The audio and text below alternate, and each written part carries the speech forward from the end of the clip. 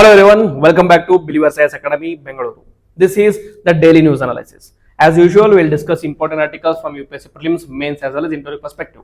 So the first article for 29th October 2025 is from the front page of The Hindu, which discusses about Index of Industrial Production, that is IIP growth dips to 3-month low of 4%.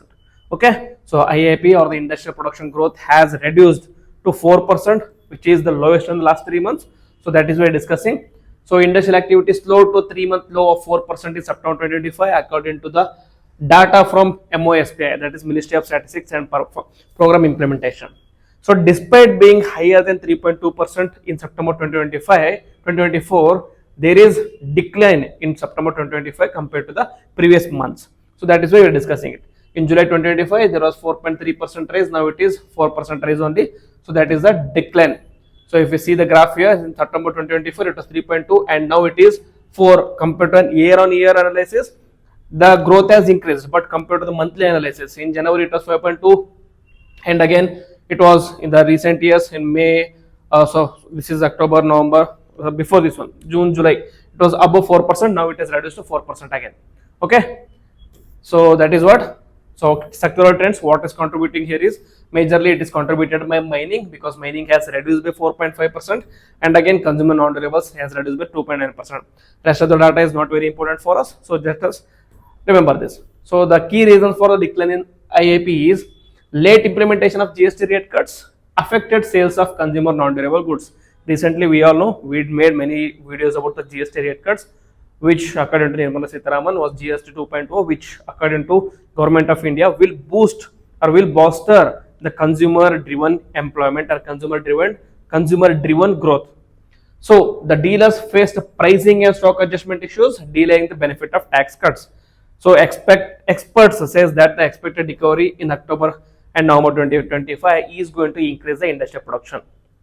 Okay, so this is about IIP, but what we need to know about is what is IIP. IIP is Index of Industrial Production. Index of Industrial Production is a monthly indicator that measures industrial output growth in India. So it is released by Ministry of Statistics and Program Implementation, and the base year is 2011 and 2012. And what are the major sectors here? Manufacturing 77.6%, mining 14.4%, electricity and 8%. And what is the purpose of IIP? IIP shows how India's factories or industries, mines and power plants are performing on a monthly basis. It is used by RBI and government to track industrial health. That is, if IIP is 4%, what does it mean? That is, industrial output grew 4% compared to the same month in the last year. Okay, next, very important. This is very factual but very important, because previously there have been many questions asked in particular to this particular fact. That is about 8 core sectors. What are the 8 core sectors? These comprise 40.27% of the weight of the items included in the Index of Industrial Production. What are these core sectors? The 8 core sectors are industries included in the decreasing order of weightages. First is the refinery products, then comes electricity, then comes steel, coal, crude oil, natural gas, cement and fertilizers. Very important. The ascending or the weightage of these sectors has been asked in the previous prelims. That is why I am focusing and emphasizing more on this particular fact. Okay, this is the first article. Now moving on to the second article. It is about Cyclone Monta. I have covered about Cyclone Monta previously, but now we'll discuss. It has finally made the landfall, and I will be bringing a complete video about Cyclone Monta, how the cyclones are formed, how cyclones are named, and how cyclone warnings are given, what is the red signal, what is orange signal. Everything will be covered in topic of the video, which will be aired today only. Now let us discuss what was given in the newspapers. Cyclone Monta and the impact on Andhra Pradesh. So severe cyclonic storm Monta hit near Kakinada, Andhra Pradesh, causing heavy rain, floods and power outages. And IMD monitored landfall and issued red and orange alerts across the coastal districts. So according to the report, what was the impact of Cyclone Monta in the human and agricultural impact? 35,000 people were evacuated to 400 plus relief camps. 83,000 farmers were affected. 43,000 acres of crops damaged across 292 mandals. And major crops, paddy, that is 31,000 hectares was lost, and cotton 15,600 hectares, maize, black gram, soybean, partial damage, and also Konosima district saw the heaviest crop loss. Konosima district. So, and also what are the implications of power and infrastructure? Power sector is about to incur 2,200 crore loss, and the damages were mainly to transformers, poles, and substations. And the restoring work is being done by APCDL, APCCPCDL, and APSPDCL. Not necessary to remember all these things, but just and 20 trains and 50 plus flights were cancelled, and roads have been blocked by the fallen trees. So that is the significance of a cyclone, which is especially in the form of Monta, that is a super severe cyclonic storm. And the rainfall and alerts, rainfall up to 167 millimeters of rainfall in Nellore and 100 plus millimeters in Prakasam. And IMD has provided red alert withdrawn and orange alert in effect for several districts. So not as significant as previously thought out to be. So initially IMD thought it will be higher at the higher end of the rainfall, but considering the current events, they have withdrawn the red alert and have scaled it down to orange alert. So government response is CM Chandrababu Naidu has ordered round the clock monitoring, damage assessment, etc. NDRF, SDRF teams are deployed for rescue. This is the current issue, and everything about cyclone Monta and what is this cyclone, etc., will be covered in topic of the day. So wait for that particular video. Now, third article is an editorial from the Hindu which had certain interesting points about immigration. The article was Rethinking Immigration in the Age of Exclusion.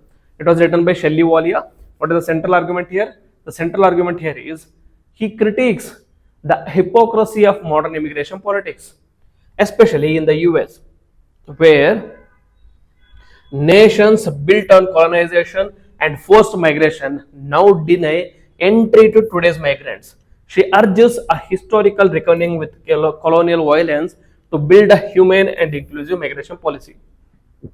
Her argument is that, first we'll discuss what is the historical irony of this particular immigration policies. Columbus's discovery of America in 1492 began an era of colonization, genocide, and enslavement, and not discovery. Indigenous civilizations like that of Arawaks, Iroquois Confederacy were destroyed. Their cultures were erased under the guise of civilization. The US, a nation forged by the violent migration and slavery, now weaponizes immigration politics. See, USA was initially ruled by, or initially was occupied by Native Americans, which were also called as Red Indians, who were initially called as Arawakas or Iroquois. So these were tribes or indigenous people who were living in the USA. But since the discovery of America by Columbus in 1492, who Columbus was initially who set the sail to discover India, ended up discovering Bahamas, which later began to be called as America with the help of Amerigo Vespucci. And since then, what happened was they found a large chunk of land mass which was uninhabited and was habited only by few set of tribes. So they decided that this is nothing but a real estate. So they started colonizing this area. They started overtaking the lands of these indigenous people, not only taking the land but also started cultural enslavement. What they did was they removed the cultures of these natives and started imposing the culture of people who were coming from Europe. Majorly the settlers in America belong to UK, France, Spain, etc. They started bringing their cultures and started imposing it on the natives. As a result, not only the natives lost their land, they also lost their cultures. So more than the loss of lands, it is a loss of culture that ends or puts an end to civilization. That is what happened in this particular case. Next, now what they did in the previous, that they immigrated there and then destroyed the cultures, are now using the immigration as a weapon to win over the locals. So now they see immigrations from other countries as evil, which was previously done by themselves. Next, myth of American exceptionalism, that is, successive US governments glorify their past while ignoring the colonial atrocities. The Columbus myth fuels white supremacy and racial capitalism, justifying centuries of expansionism and present-day imperialism. They are justifying the centuries of expansionism under the myth of white supremacy and racial capitalism. Next, continuing the exclusion. The modern policies such as the border wall, Muslim ban, family separation under the Trump institutionalized cruelty and xenophobia. Next, immigrants are depicted as threats rather than the victims of war, poverty, or climate crisis created by the global inequalities. Who are these immigrants? Why are they fleeing to America? Majorly because they are victims of war, such as in the Middle East, they are victims of poverty, such as in Africa, and they are also victims of climate crisis, such as in Tuvalu island nations, some island nations. So they are indirect result of these global inequalities, which was majorly contributed by USA. Okay, USA, which was part of initial industrial revolution, which started in UK, but which was finally capitalized by USA, who is the chief contributor to greenhouse gases emission in the world, which has ultimately led to current climate change. So they are the major contributors, but the indirect impact is on the victims of war, victims of poverty, and the climate crisis. But now, when these people who have been the victims of these kind of things, which were perpetuated by the major developed countries, are now being denied entry into these countries because they are seen as threats, threats to the jobs, threats to security, threats to various other things by Trump administration. So not only the government is opposing this immigration, they are also creating a form of institutionalizing cruelty and xenophobia against immigrants. This is this can be seen through the recent attacks on Indians, both offline as well as online. Okay, this can also be seen in Islamophobia. This can also be seen in various immigration bans. Okay, so that is what is happening because of Trump administration. Now, historical amnesia, that is the misuse of Geronimo, that is Apache leader, as a code name for Osama bin Laden's killing, symbolizes America's erasure of indigenous resistance. History remembers conquerors but silence victims. Selective memory sustains injustice. So this is what is happening with respect to American history. You're not necessary to remember these things, so that is not being emphasis here. But the core idea is what they previously did are now opposing the same thing. Next, moral paradox here is nations built on immigration now criminalizes mobility. Now criminalizes immigration. The contrast between the glorified colonial pioneers and the vilified modern migrants exposes deep-rooted racism and power asymmetry. Okay, and the call for new ethic, that is migration is a fundamental human right, not a privilege. Policies must be grounded in historical accountability, human dignity, and global justice rather than race and class. Reimagining a world without Columbus means envisioning one without conquest, hierarchy, and exclusion. So we have to understand USA was built by immigrants. So USA should not be so hostile towards immigrants because that is what the root itself is. Okay, so very important article which provides certain different aspects of immigration. Next, so in the essence, the essay redefines immigration not as a threat but as a moral and historical necessity, urging the global north to confront its colonial past before denying the entry to those displaced by its legacy.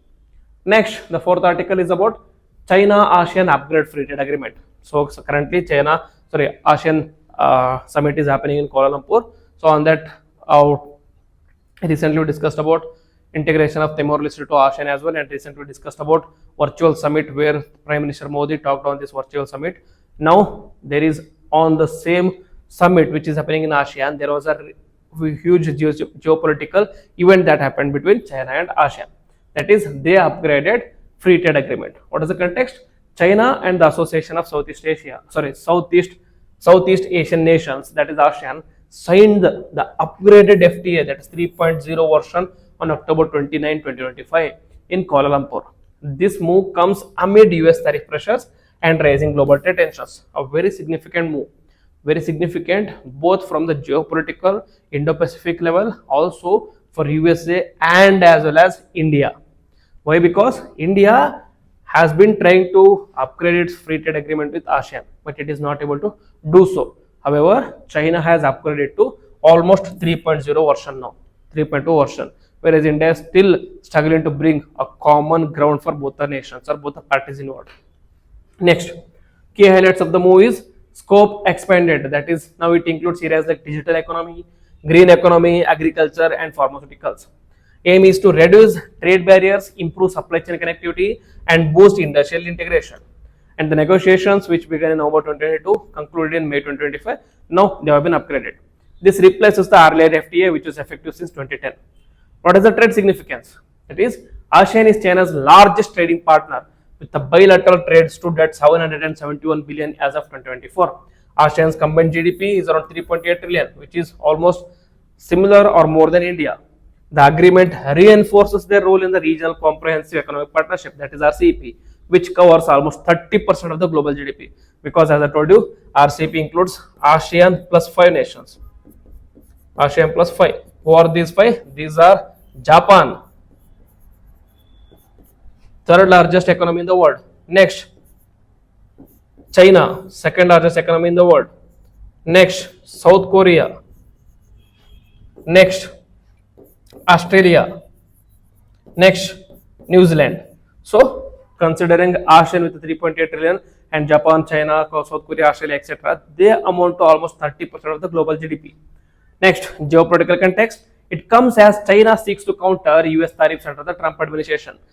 Trump has gone on a move where he is imposing tariffs on all the countries left and right. First he imposed it on China, then started with India, then started imposing on Europe, then started imposing on Southeast Asian nations. So all the nations are suffering from the Trump tariffs. So they are looking for recourses. They are looking for an alternative to USA.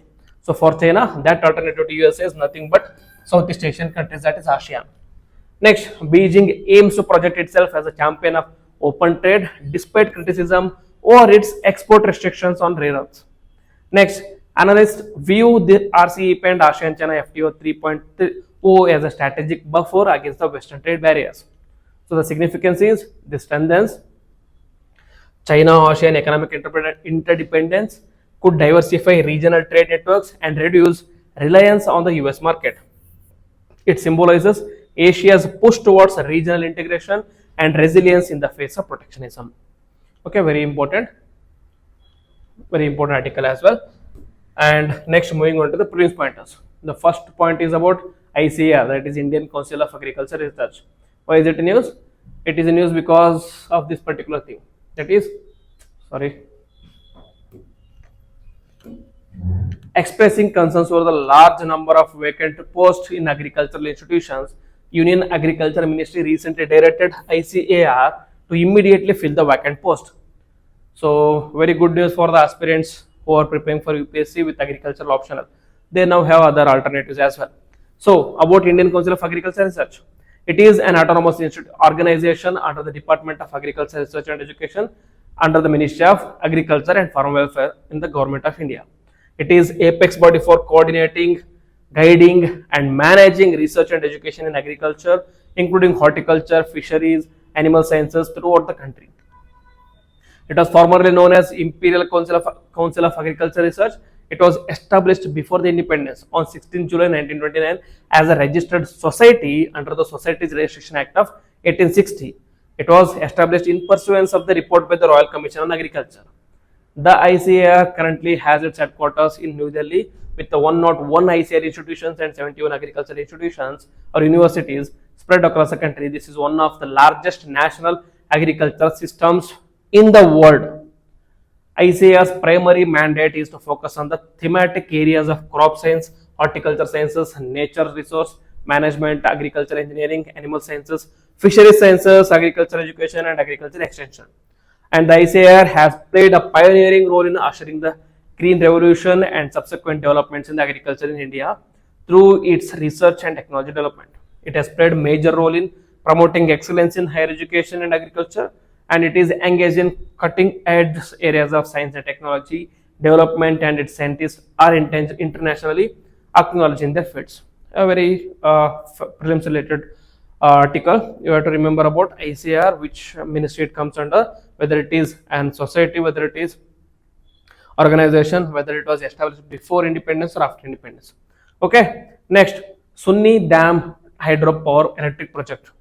What is this? The National Green Tribunal, that is NGT, has taken cognizance of a complaint alleging illegal dumping of muck into Satluj during blasting activities for the construction of Sunni Dam project in Shimla district's Sunni Tehsil. What is this? About Sunni Dam's hydroelectric project is, it is a 382 megawatt run of the river hydroelectric project. It is being developed on the Satluj river in the Shimla and Mandi districts of Himachal Pradesh. Next is, the project is owned by Satluj Jal Vidyut Nigam, a collaborative venture between the government of India and the government of Himachal Pradesh. Sunni hydroelectric project will involve building a concrete gravity dam across the Satluj rivers and an underground powerhouse on the right bank of it. The project will generate around 1,382 million units of electricity annually. The project is a part of the larger Luri hydroelectric project, which is being developed in the 3 distinct stages along the Satluj river within the northern states of Himachal Pradesh. The stages comprise of 210 megawatt Luri stage 1, 172 megawatt Luri stage 2, and the final one is the current 382 megawatt Sunni HEP. So this is about Sunni hydroelectric project. You have to remember which state it is, and you have to remember which river is it being built on. So Himachal Pradesh and Satluj river.